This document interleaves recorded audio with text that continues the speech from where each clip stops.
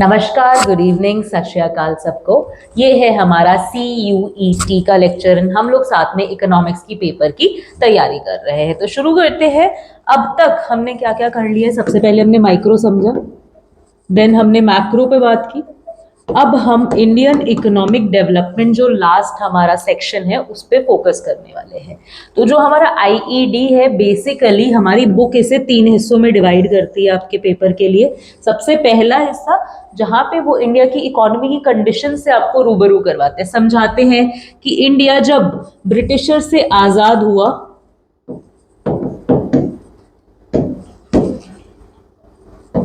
Eight eve of independence तब कैसा दिख रहा था। उसके बाद हमने क्या क्या इकोनॉमी में बदलाव की, अपनी इकोनॉमी को किस तरीके से हैंडल किया 1950 टू 1990 के बीच में। फिर 1991 में हमारे इकोनॉमिक रिफॉर्म्स आए, NEP LPG पॉलिसीज देश के अंदर लाई गई। ये सारा कंप्राइज करेगा आपका पहला यूनिट।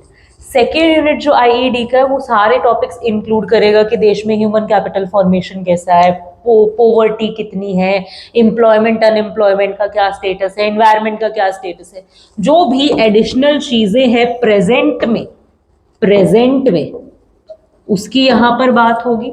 एंड जो लास्ट यूनिट है वो इंडिया, चाइना और पाकिस्तान की इकोनॉमीज को आपस में कंपेयर करके देखने की कोशिश करेगा कि कैसा इंडिया का परफॉर्मेंस रहा, चाइना का परफॉर्मेंस रहा, पाकिस्तान का परफॉर्मेंस रहा, क्या क्या पॉलिसीज पिक की, क्या क्या चीजें। सो देखते हैं, कोशिश करके इसको 3 लेक्चर में हम खत्म करने की कोशिश करेंगे। यहाँ पर हमारे पास कंपेरेटिवली ज्यादा चैप्टर्स है, तो ये थोड़ा सा आपके लिए टाइम कंज्यूमिंग होने वाला है। आज के वीडियो में हम सारा फर्स्ट यूनिट कवर कर देंगे। सो अगर हम समझे इसके बारे में कि अगर एक एक पॉइंट से आप इसको वापस से पढ़ना चाह रहे हो तो वो एक काफी लंबा चीज हो जाएगी, जिसकी आई डोंट थिंक जरूरत है। अभी अभी आपने अपने 12th स्टैंडर्ड के पेपर दिए, हाँ या ना, +2 के एग्जाम सबने दिए, तो हमने इंडियन इकोनॉमी कहीं ना कहीं पढ़ा हुआ है। तो लेक्चर को एज अ रिविजन अप्रोच देखना, हम फटाफट सारे बुलेट पॉइंट्स देखेंगे, क्या क्या चीजें हैं, उनको नोट्स की तरह यूज करना है। कोई भी जो बुलेट पॉइंट्स हैं हम सारे 1 to 1 रीड नहीं करने वाले। आप आराम से इसके स्क्रीनशॉट्स ले सकते हो एंड मैं डिस्क्रिप्शन में PDF भी अटैच कर दूंगी। आप आराम से वहां पे पढ़कर नोट्स बना सकते हो। जो भी इंपॉर्टेंट डेट्स है, क्योंकि MCQs के लिए डेट्स बहुत इंपॉर्टेंट हो जाती है, वो सारे आपको यहाँ पर मिल जाएगा। सो अगर लेट्स ब्रेक इट डाउन, आपको स्टोरी पता होनी चाहिए। पहले जो 3 यूनिट्स है वो स्टोरी के फॉर्म में है, आपके सामने प्रेजेंट किए जाते हैं। सबसे पहले अगर मैं इसे 3 सेक्शंस में बांट लूं, eve of independence, then 1950 to 1990, then NEP of 1991। ठीक है, 3 मेजर हिस्से। सबसे पहले क्या होता है, हमें पता है हमारे देश में ब्रिटिशर्स का राज था, हाँ है ना। तो जो ईव ऑफ इंडिपेंडेंस वाला यूनिट है, चैप्टर है, वो आपको सिंपल कंडीशंस बताएगा कि ब्रिटिशर्स ने हमारी इकोनॉमी को किस तरीके से एक्सप्लॉइट किया। तीनों चैप्टर्स पे जो मेन फोकस रहेगा, पढ़ने का अप्रोच रहेगा, वो रहेगा कि इन पीरियड्स के दौरान एग्रीकल्चर का क्या हाल चाल था, इंडस्ट्री का क्या हालचाल था, प्लस हमारा जो फॉरेन ट्रेड है उसका क्या हालचाल था। तो सबसे पहले अगर हम एग्रीकल्चर की बात करें, ईव ऑफ इंडिपेंडेंस पे एग्रीकल्चर बहुत बुरा हाल था। शब्द यूज होते हैं, एग्रीकल्चर स्टैग्नेंट था। स्टैग्नेंट का क्या मतलब होता है, रुका हुआ था, बहुत ही ज्यादा लो प्रोडक्शन थी, लो प्रोडक्टिविटी थी। यहां पर इंपॉर्टेंट आपके पास एक कॉन्सेप्ट आता है, जमींदारी सिस्टम था। जमींदारी सिस्टम के अंदर बेसिकली क्या होता था, जो भी प्रॉपर्टीज होती थी, जो भी गांव में लोगों के पास लैंड होता था, इसके ऊपर एक जमींदार अलॉट कर दिया जाता था, एक ओनर अलॉट कर दिया जाता था बाय द ब्रिटिशर्स। ब्रिटिशर्स बोलते थे कि ये बंदा इस सारे गांव का जमींदार है, यानी कि सारे गांव में जितने भी जमीन है उसकी ओनरशिप इस जमींदार के पास है। एंड इस जमींदार से अंग्रेज टैक्स लेते थे, लैंड पे जो भी कमाई हो रही है उसके बदले टैक्स लेते थे। अंग्रेजों ने अपना टैक्स फिक्स किया हुआ था एंड जो जमींदार है उसको परमिशन थी कि वो लोगों से जितना चाहे उतना मर्जी टैक्स वसूल सकता है। तो मान लो अंग्रेजों ने बोला है कि हम तो फसल अच्छी हो बुरी हो हमेशा आपसे 5 रुपए टैक्स लेंगे ही लेंगे। जमींदार जो होता था उसके पास खुली छूट होती थी कि वो लोगों से 5 रुपए टैक्स लेना चाहता है, 6 लेना चाहता है, 10 लेना चाहता है या 100 का 100 ही ले लेना चाहता है। तो बेसिकली प्रॉब्लम ये होती थी कि जो ओनर्स ऑफ द सॉइल होते थे, जमींदार, सारा पैसा इनके पास आ जाता था एंड जो टाइलर्स ऑफ द सॉइल होते थे, जो काम करने वाले लोग होते थे, उनके पास एंड ऑफ द डे कुछ भी नहीं बचता था एंड जिसकी वजह से वो अगली फार्मिंग बेटर नहीं कर पाते थे। तो कहने का मतलब जमींदारी सिस्टम ने हमारे ओवरऑल एग्रीकल्चर को बहुत ज्यादा खराब कर रखा था। एग्रीकल्चर हमारा बहुत छोटे छोटे छोटे छोटे टुकड़ों में बटा हुआ था, लोगों के पास बहुत बड़े बड़े लैंड होल्डिंग्स नहीं थे। तो ये सारी दिक्कतें, हमारा एग्रीकल्चर का प्रोडक्टिविटी बहुत ज्यादा लो होना, ये सारी दिक्कतें हम फेस कर रहे थे। इंडस्ट्री हमारा कैसा था, सॉरी इधर नहीं, ईव ऑफ इंडिपेंडेंस पे बात कर रहे, इंडस्ट्री कैसा ब्रिटिशर्स ने कर दिया था। इंडस्ट्री जो हमारी खुद की थी, हैंडीक्राफ्ट इंडस्ट्री, हाथ से कारीगरी वाला काम, वो ब्रिटिशर्स ने धीरे धीरे खत्म कर दी थी। कैसे खत्म कर दी थी, देखो एग्रीकल्चर सबको समझ में आया, ईव ऑफ इंडिपेंडेंस पे बुरा हाल था। इंडस्ट्री का क्या किया इन लोगों ने, इंडस्ट्री देखो इंडिया में दो तरीके की थी, एक तो थी हैंडीक्राफ्ट इंडस्ट्री जो हमारे पास ऑलरेडी थी, जिसमें हम लोग माहिर थे। ब्रिटिशर्स ने अपनी कंट्री से बहुत सस्ते सस्ते गुड्स लाए, यानी कि एक, अगर आपको अपना बदन ढकने के लिए कपड़े चाहिए तो अगर इंडिया में वो कपड़े ₹100 में बन के तैयार होते थे, तो ब्रिटिशर्स जो मशीन मेड कपड़े लेकर आए वो ₹50 में ही अवेलेबल हो जाते थे। गरीबी में ये खरीदोगे, ये खरीदो, ऑब्वियसली ये खरीदो, लोगों ने इसे खरीदना शुरू किया एंड धीरे धीरे हैंडीक्राफ्ट इंडस्ट्री मंदी बढ़ने लग गई, खराब होने लगी। तो इंडिया की हैंडीक्राफ्ट इंडस्ट्री को खराब किया, प्लस क्या किया साथ में, जो मॉडर्न इंडस्ट्री थी, उस टाइम सारी दुनिया में इंडस्ट्रीज डेवलप हो रही थी, लेकिन जो मॉडर्न हैवी इंडस्ट्रीज थी वो इंडिया में डेवलप भी नहीं होने दी।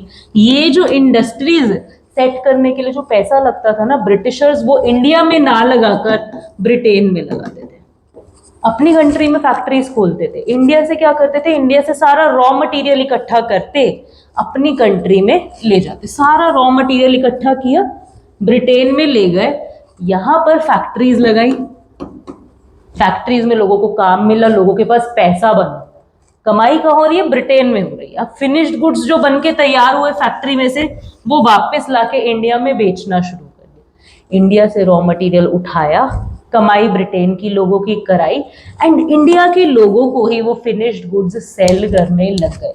इस तरीके से बहुत स्ट्रेटेजिकली उन्होंने हमारा इंडस्ट्रियल सेक्टर डिस्ट्रॉय किया। थर्ड हमारा क्या था, फॉरेन पॉलिसी। फॉरेन पॉलिसी उन्होंने कैसा छोड़ा था at the eve of independence, काफी बुरी हालत में छोड़ा था, क्योंकि हमारा जो मेजर जितना भी फॉरेन ट्रेड होता था वो ब्रिटिश के साथ ही होता था, ब्रिटेन के साथ ही होता था। So now the problem was कि ब्रिटेन का काफी ज्यादा डोमिनेंस था हमारी कंट्री की इकोनॉमी के ऊपर, क्योंकि सारा व्यापार ही किसके साथ हो रहा था, मोस्टली ब्रिटेन के साथ हो रहा था। तो ब्रिटेन हमारे लिए बहुत बड़ा पार्टनर था एंड वो हमें एक्सप्लॉइट कैसे कर रहा था वो हमने समझा ही, हाँ या ना। तो कुल मिला के जो ब्रिटिशर्स थे उन्होंने हमारा इंडस्ट्री, एग्रीकल्चर, फॉरेन पॉलिसी सब कुछ खराब कर रखा था। ईव ऑफ इंडिपेंडेंस में इंडिया बुरी हालात में था। फिर जब आजाद हुआ 1947 में, उसके बारे में उसके बाद बात होती है हमारे सेकेंड चैप्टर में कि 1950 टू 1991 कंडीशंस कैसे रहे, हाँ या ना। यहाँ जंप करने से पहले या यहाँ समझने से पहले फटाफट फर्स्ट चैप्टर की हम लोग क्या देख लेंगे, ये हमारे पास चैप्टर 1 है, इसके पॉइंटर्स देख लेते हैं। इसके आप स्क्रीनशॉट्स ले सकते हो, मैं आपके लिए खोल दे रही हूँ, बीच बीच में कुछ होगा तो अपन पढ़ भी लेंगे, राइट। ये बेसिकली मैं इसलिए रीड नहीं कर रही क्योंकि ये एक्सप्लेनेटरी पॉइंट्स नहीं है, ये सिर्फ इंफॉर्मेशन एंड डाटा है जो आपको एमसीक्यूज मार्क करने में हेल्प करेगी, राइट। सो ये आपका पहला पेज हो गया। देन दिस इज, ये देखो एग्रीकल्चर में स्टैग्नेशन था, एग्रीकल्चर में फोर्स्ड कमर्शियलाइजेशन था। धक्के से इंडिया को बोला जा रहा, इंडिया के फार्मर्स को बोला जा रहा था कि आप इंडिगो उगाओ, ये शुगर केन उगाओ जिसकी हमें जरूरत है। और जो इंडिया के फार्मर्स थे वो मोस्टली सस्टेनेंस के लिए फार्मिंग करते थे, खुद का पेट भरने के लिए अपना आटा दाल चावल उगा लेते थे। बट दिक्कत क्या हुई, कमर्शलाइजेशन होने की वजह से ज्यादातर पैसा जमींदारों के पास चला जाता था एंड लोगों के पास खाने को भी पैसा नहीं बचता था। अंडर नरिश्ड थे लोग, माल न्यूट्रिशन का प्रॉब्लम हो रहा था। ठीक है, ये सारे पॉइंट्स यहाँ पर आ जाएंगे। Then we have second half में क्या हुआ, डेवलपमेंट हुआ मॉडर्न इंडस्ट्रीज का शुरू, कॉटन एंड जूट टेक्सटाइल्स कुछ सेटअप हुए इंडिया में। टिस्को, ये इंपॉर्टेंट है, ये सेटअप हुआ 1907 में। पर जो भी इंडस्ट्रीज थी वो ये बहुत कम क्वांटिटीज में अवेलेबल थी। जितना इंडिया का पोटेंशियल था उतना मैन्युफैक्चरिंग सेक्टर यहाँ पे डेवलप होने ही नहीं दिया ब्रिटिशर्स ने, राइट। उसके बाद हम यहाँ पर देख लेंगे, then we have massive drain of wealth किया गया इंडिया से। जो भी सामान था ब्रिटिशर्स इकट्ठा कर करके अपने देश में ले जाते थे। फॉरेन ट्रेड को UK, United kingdom, Britain dominate कर रहा था। देन हाँ, फर्स्ट चैप्टर में एक और चीज जो इंपॉर्टेंट है वो ट्रेन्स के बारे में इंफॉर्मेशन है। ब्रिटिशर्स ने इंडिया में रेलवे ट्रैक्स बिछाए थे। रीजन क्या था, ताकि ये लोग व्यापार आसानी से कर सके, जो भी फिनिश्ड गुड्स हैं या जो भी रॉ मटेरियल इधर उधर लेके जाना है वो आसानी से हो सके, इसीलिए रेलवे ट्रैक्स डेवलप किए गए थे। तो वो सारा इंफॉर्मेशन आप देख लोगे। पैसेंजर ट्रेन जो पहली थी वो कब रन की थी, कहाँ से कहाँ तक रन की थी, ये सब छोटे छोटे पॉइंटर्स है जो एमसीक्यूज में हमसे पूछे जा सकते हैं, राइट। उसके बाद पॉप सेंसस कब हुए थे, ठीक है, शिप बिल्डिंग इंडस्ट्री को कैसे खराब किया गया, ये सब ग्रेट डिवाइड का साल कौन सा था, ये सब एमसीक्यूज के आपके यहाँ पे पॉइंटर्स हो जाएंगे, राइट। लिटरेसी रेट क्या था उनके टाइम में, मोर्टेलिटी रेट कितने लोग मर रहे थे, उसके बाद लाइफ एक्सपेक्टेंसी क्या था कि लोग मैक्सिमम 32 की उम्र तक ही जी पा रहे थे, ये सब चीजें, पॉवर्टी बहुत ज्यादा थी, सब आ जाएगा। Then we have Indian economy 1947 to 1990 या 1950 टू 1990। इस पीरियड में बुरे हालात में छोड़ के गए, पर ठीक है, अब चले गए ना, अब किसका काम है, हमारा काम है चीजें सेट करने का। तो इस टाइम में हमारा agriculture, industry and foreign trade कैसा दिखा। फॉरेन ट्रेड में हम लोग बात करेंगे कि इंडिया ने इंपोर्ट सब्स्टिट्यूशन की पॉलिसीज अपनाई। इंपोर्ट सब्स्टिट्यूशन, इंडिया ने बोला कि यार बाहर से कम सामान मंगवाना पड़े, जो भी चीजें हम खुद के देश के अंदर बना सकते हैं वो खुद के देश के अंदर बनाओ। प्रॉब्लम ऐसा क्यों किया गया, दिमाग अगर हम थोड़ा सा लगाए, अगर हम यूएसए से समझ लो इंपोर्ट करवा रहे हैं, चाइना से इंपोर्ट करवा रहे हैं, मालदीव से इंपोर्ट करवा रहे हैं, किसी भी कंट्री से अगर कुछ भी इंपोर्ट हो रहा है तो बदले में उनको हमें पैसा देना पड़ेगा, फॉरेन एक्सचेंज देना पड़ेगा, डॉलर्स देने पड़ेंगे। नाउ इंडिया के पास जो रिजर्व था वो बहुत ज्यादा नहीं था, इसीलिए इंडिया चाहता था कि हमें बाहर से हम कम चीजें मंगाए ताकि बाहर ज्यादा पेमेंट्स हमें ना करनी पड़े, हाँ या ना। तो उन्होंने इंपोर्ट सब्स्टिट्यूशन की पॉलिसीज को पिकअप किया। इंडस्ट्रीज, गवर्नमेंट ने बोला कि इंडस्ट्री सेटअप करना बहुत बड़ा टास्क है, बड़ी बड़ी फैक्ट्रियां खोलना किसी आम आदमी के बस की बात नहीं है। अभी इंडिया इतना सशक्त नहीं है कि वो सारी इंडस्ट्रीज खुद खोल ले, इसीलिए इंडस्ट्रीज में पब्लिक सेक्टर ने एक लीडिंग रोल प्ले किया। पब्लिक सेक्टर, गवर्नमेंट ने बोला सारी इंडस्ट्रीज में हम उतरेंगे, हम इंडस्ट्री सेटअप करेंगे। सारी जितने भी काम वाली चीजें थी उनको 3 कैटेगरी में बांट दिया गया। फर्स्ट कैटेगरी में ऐसी चीजों को रखा गया जहां पे प्राइवेट इंडिविजुअल्स घुस ही नहीं सकते हैं, उनको एंटर करना अलाउड ही नहीं है, वो चीजें जहां पे कंप्लीट गवर्नमेंट कंट्रोल रहेगा। यहाँ पर उन इंडस्ट्रीज को रखा गया सेकेंड कैटेगरी में जहां पर गवर्नमेंट और पब्लिक सेक्टर मिलकर, प्राइवेट सेक्टर मिलकर काम कर सकते हैं। थर्ड में ऐसी चीजों को रखा गया जो प्राइवेट सेक्टर्स के लिए कंपैरेटिवली लूज छोड़ दी गई। तो पब्लिक सेक्टर ने बोझ उठाया कि हम करेंगे सारा रोल प्ले, एंड जो हमारा एग्रीकल्चर था इसके लिए ग्रीन रेवोल्यूशन लाया गया।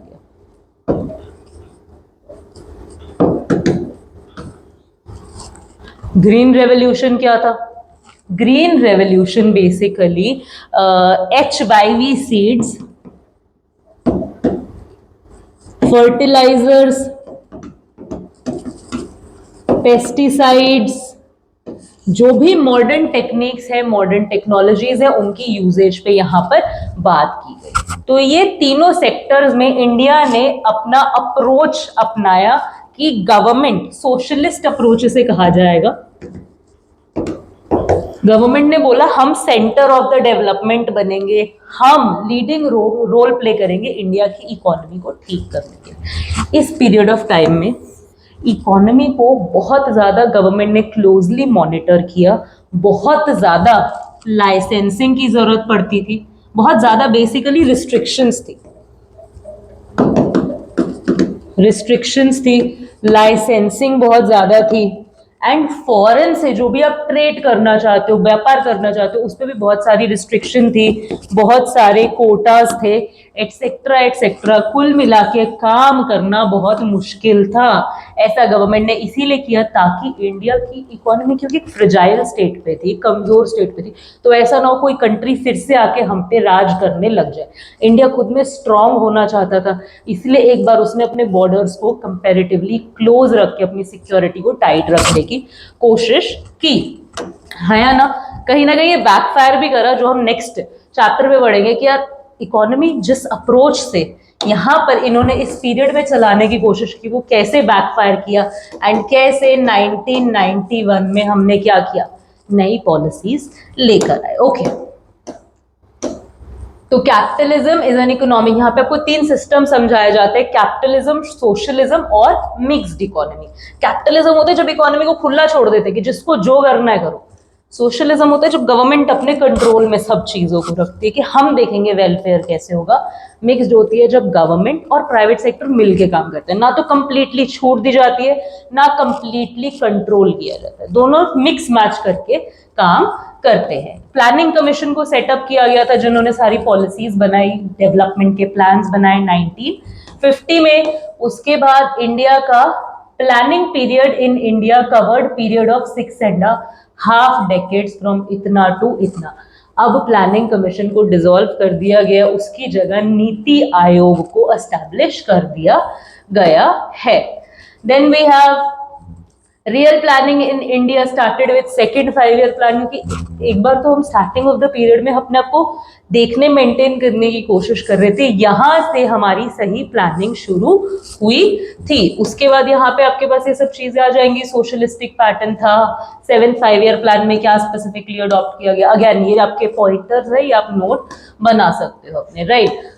उसके बाद हमारे गोल्स क्या थे कि हम सेल्फ रिलायंट बने, हमारे देश में अनएम्प्लॉयमेंट घटे, मॉडर्नाइजेशन आए, इक्विटी हो, ये सब अगेन आपके पास एमसीक्यूज ऐसे पूछे जा सकते हैं कि बताओ इंडिया के जो 5 ईयर प्लान्स थे उनका मेन गोल क्या था। आपको 3 ऑप्शंस दे देंगे ना, आपको बताना होगा कि क्या एम था।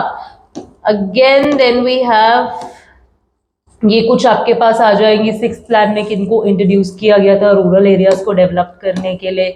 देन वी हैव क्या लैंड रिफॉर्म के मेजर्स लिए गए थे, जमींदारी सिस्टम को जो अंग्रेजों के टाइम का था उसे हटा दिया था। लैंड सीलिंग किया गया, जिसमें एक लिमिट सेट कर दिया कि इससे ज्यादा लैंड कोई होल्ड नहीं करेगा, किसी के पास भी अगर इससे ज्यादा लैंड है तो वो गवर्नमेंट सील कर लेती थी एंड पुअर लोगों में उसे बांट देती थी। लैंड रिफॉर्म्स लाए गए, ग्रीन रेवोल्यूशन लाया गया, इस तरीके की चीजें यहाँ पर की गई। हाई यील्डिंग वैरायटी सीड्स लाए गए, ठीक है। ग्रीन रेवोल्यूशन ने हमारा प्रोडक्शन भी इंक्रीज किया। इनिशियली जो ग्रीन रेवोल्यूशन था वो पंजाब या फिर तमिलनाडु जैसी जो रिच स्टेट्स है वहीं पर था, बट ग्रेजुअली धीरे धीरे फिर ये फैला सारे देश के अंदर, ठीक है। उसके बाद वी हैव इंडस्ट्रियल पॉलिसी लाई गई IPR के नाम से 1948 में, जो इसमें 3 कैटेगरीज नहीं, सॉरी यहाँ पर 4 कैटेगरीज में इन्हें बांटा गया। 3 कैटेगरीज वर रिजर्व, 3 में बिल्कुल गवर्नमेंट का कंट्रोल था, सिर्फ चौथी में थोड़ी बहुत फ्रीडम प्राइवेट सेक्टर्स को प्रोवाइड की गई थी। बस इस तरीके की चीजें आपको इस चैप्टर में देखने को मिल जाएंगी कि इंपोर्ट सब्स्टिट्यूशन की स्ट्रैटेजीज वगैरह अपनाई। देन वी हैव दिक्कत क्या आई? दिक्कत ये आई कि ये जो हमने सारा अप्रोच उठाया था ना, इसमें ये सब करने के बावजूद भी एग्रीकल्चर सेक्टर को थोड़ा इग्नोर किया जाएगा इस चैप्टर में। 1991 वाले में रिफॉर्म्स की जहां पर बात होगी, वहां पर एग्रीकल्चर के लिए कुछ खास काम नहीं किया गया। इंडस्ट्री और जो हमारा फॉरेन पॉलिसी है, ज्यादातर चीजें इसी पर फोकस थी। हुआ ये कि इंडस्ट्री पब्लिक सेक्टर था एंड फॉरेन पॉलिसी में इंपोर्ट सब्स्टिट्यूशन था, राइट। इन लोगों ने, इन चीजों ने, इन पॉलिसीज ने बैकफायर मारा। जो पब्लिक सेक्टर था, गवर्नमेंट सेक्टर था, इसमें बहुत ज्यादा रेड टेपिज्म था, बहुत ज्यादा ब्यूरोक्रेसी थी एंड बहुत ज्यादा करप्शन था। इसीलिए काम हो ही नहीं रहा था। सारा पब्लिक सेक्टर जो था वो लॉस में ऑपरेट कर रहा था। नो डाउट जो पब्लिक सेक्टर होता है वो सेवा भावना से खुलता है, प्रॉफिट मेकिंग का मोटिव नहीं होता है, लेकिन काम चल ही नहीं रहा था क्योंकि जो गवर्नमेंट ऑफिसर्स को हायर किया जा रहा था, गवर्नमेंट सर्वेंट्स को हायर, पब्लिक सर्वेंट्स को हायर किया जा रहा था, उनके पास या तो पेपर वर्क उनको इतना करना पड़ता था, या फिर सरकारी पोस्टों पर बैठ के लोगों ने पैसा बहुत खाना शुरू कर दिया था, करप्शन बहुत ज्यादा बढ़ रहा था। इसीलिए ये सिस्टम के ऊपर पब्लिक सेक्टर एक बर्डन बन गया एंड बहुत ज्यादा जरूरत थी कि प्राइवेट इंडिविजुअल्स सिस्टम के अंदर एंटर करके काम करे ताकि एक्चुअली इकोनॉमी की हालात सुधर सके। तो पब्लिक सेक्टर इंडस्ट्री जो था, इसको थोड़ा फ्री करने के लिए बहुत सारी रिस्ट्रिक्शंस को रिमूव किया गया, लिबरलाइजेशन एंड प्राइवेटाइजेशन के माध्यम से। लिबरलाइजेशन में क्या किया गया?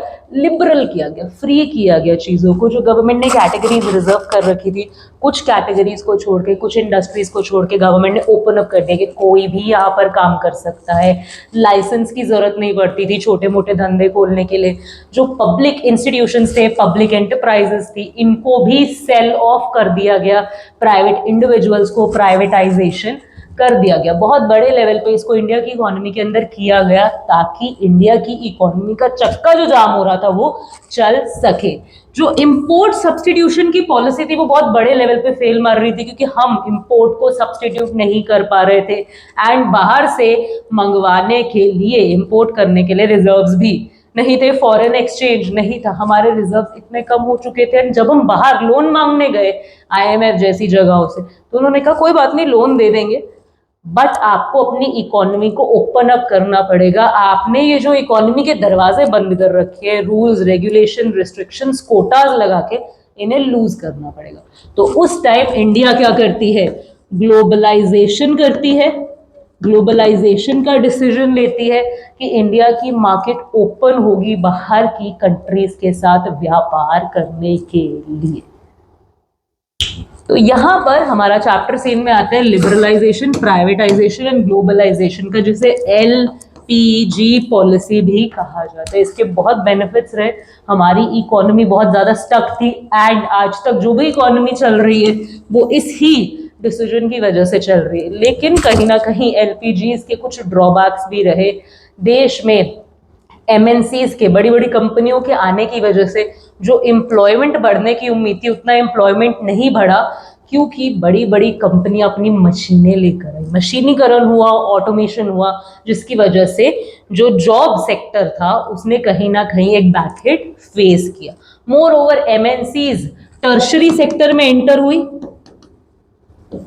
जिसकी वजह से लोगों ने एग्रीकल्चर से सीधा टर्शरी में जंप मारा एंड हमारा जो सेकेंडरी सेक्टर है वो उतना डेवलप ही नहीं हो पाया। तो काफी यहाँ पर ड्रॉबैक्स भी रहे LPG को लागू करने के। तो कुल मिला के ये है स्टोरी रिफॉर्म्स की। फटाफट से देख लेते हैं। 1991 में काफी मेजर इकोनॉमिक क्राइसिस की वजह से हमने क्या किया? हमने इंडिपेंडेंस के बाद इकोनॉमिक क्राइसिस फेस किया, हम LPG पॉलिसीज ले आए। हाई फिस्कल डेफिसिट था, बैलेंस ऑफ पेमेंट में क्राइसिस थे एंड स्ट्रॉन्ग इन्फ्लेशनरी प्रेशर था। देश में महंगाई बढ़ रही थी, देश के पास बाहर वाली पेमेंट्स वापस करने का कोई साधन नहीं था एंड बहुत ज़्यादा कर्जा भी बढ़ता जा रहा था। देन हमने क्या किया, इम्पोर्ट रिक्वायरमेंट्स को मीट करने के लिए हमारे पास रिजर्व्स वगैरह भी नहीं थे, फॉरेन एक्सचेंज नहीं था, तो हम लोगों ने इन सब चीज़ों को ठीक करने के लिए एलपीजी लिया। ये सारे पॉइंटर्स है जो आप यहाँ पर नोट कर सकते हो। ग्लोबलाइजेशन किया, प्राइवेटाइजेशन किया एंड लिबरलाइजेशन कर डाला, जिसकी वजह से मैक्रो इकोनॉमिक्स जो सिचुएशन था उसमें काफी स्टेबिलिटी देखने को मिली, राइट। आज के टाइम में सिर्फ दो ही इंडस्ट्रीज को रिजर्व करा हुआ है, बोला गया एटॉमिक एनर्जी और रेलवे ऑपरेशंस को। रेलवे को भी अब तो काफी प्राइवेटाइज किया जा रहा है। देन वी हैव गवर्नमेंट ने डीवैल्यू किया रुपी को, ये भी एक इम्पोर्टेंट बात है। हमारी रुपी पहले $1 था, फिर उसे चेंज कर दिया गया, I am not sure around 21 और 22 रुपीज इसे कर दिया गया था $1 के इक्वल, राइट। तो उसके बाद हाँ, इन चैप्टर्स में, रिफॉर्म्स के चैप्टर्स में आपको यूजुअली नई चीजें भी बता देते कि डिमोनेटाइजेशन हुआ, अब जो इकोनॉमिक रिफॉर्म्स देखे जाते हैं कि डिमोनेटाइजेशन हुआ, जीएसटी लागू किया गया, ये सब चीजें भी यहाँ पर कहीं ना कहीं इंक्लूड कर दी जाती है, राइट। बस कुल मिला के यही है आपके इस चैप्टर के अंदर। ये सारे पॉइंट्स आप यहाँ पे नोट कर सकते हो कि सेबी है वो सारा सिक्योरिटी बोर्ड हैंडल करता है, ठीक है। उसके बाद एनएससी है, सीआरआर कैश रिजर्व रेशियो है वो कितना है, एसएलआर कितना है, for the purpose of privatisation government ने क्या किया। Then we have global competition of public sector enterprises, and Government of India has granted substantial autonomy and operational freedom to some of them. These select public sector enterprises classified as Navratna and Maharatna and mini Ratna. Basically क्या होता है, government ने कुछ sectors identify किए, कुछ industries identify किए। ये public industries है पर ये बहुत ऑटोनॉमस तरीके से ऑपरेट करती है, इनमें काफी ऑटोनॉमी दी जाती है, राइट, एंड फ्रीडम दी जाती है बेसिकली। एंड बस ये सारे आपके इंपॉर्टेंट पॉइंट्स हैं जो आप इंपॉर्टेंट, कुछ नाम है, WTO है, ITB, PM है, ये सब आप क्या कर सकते हो, डाटाज एंड फिगर्स को नोट कर सकते हो, राइट। उसके बाद बेसिकली जो मेजर यहाँ पे सेटबैक हम बताते हैं वो यही है कि एग्रीकल्चर सेक्टर पे बिल्कुल भी फोकस नहीं किया गया था एंड आज तक उस चीज का इम्पैक्ट देखने को मिलता है क्योंकि एग्रीकल्चर सेक्टर में कोई रिफॉर्म उतने बड़े लेवल पे आया ही नहीं, right. Low, this was all about हमारे इनिशियल 3 चैप्टर्स जो कि हमें इंडिया की इकोनॉमिक कंडीशन से रूबरू करवाने की कोशिश करते हैं, past, present and how its overall going. Now आने वाले चैप्टर्स में हम बात करेंगे, will see if we should divide it in 2 और 3 वीडियोस या एक बार में ही कर लेंगे। एंड अभी तक जितना भी काम हम लोग कर चुके हैं, इफ यू वांट कि हम इसका एक लाइव लेक्चर कंडक्ट करें, so what I am gonna do is मैं एक और कम्युनिटी पे पोस्ट जनरेट कर देती हूँ। यू गो देयर एंड वहाँ पे आपको कमेंट डाउन करने पड़ेंगे अपने डाउट्स, या फिर डिस्क्रिप्शन में आप टेलीग्राम पे जाके टेलीग्राम चैनल का लिंक मिल जाएगा, उधर जाके डाउट्स ड्रॉप करोगे। अगर डाउट्स का लिस्ट हमारे पास प्रिपेयर होता है 10-20 doubts, then what we can do is we can conduct a live lecture. तो ये काम अब आप लोगों को करना है। अगर हमें लाइव लेक्चर में मिलना है तो आप सारे डाउट्स कमेंट डाउन कर दोगे। मिलते हैं जल्द ही कल के लेक्चर में, तब तक के लिए पढ़ते रहिए। इस लेक्चर से रिलेटेड MCQs डिस्क्रिप्शन में अटैच्ड है, प्रैक्टिस कर लो। Okay then, have a good day.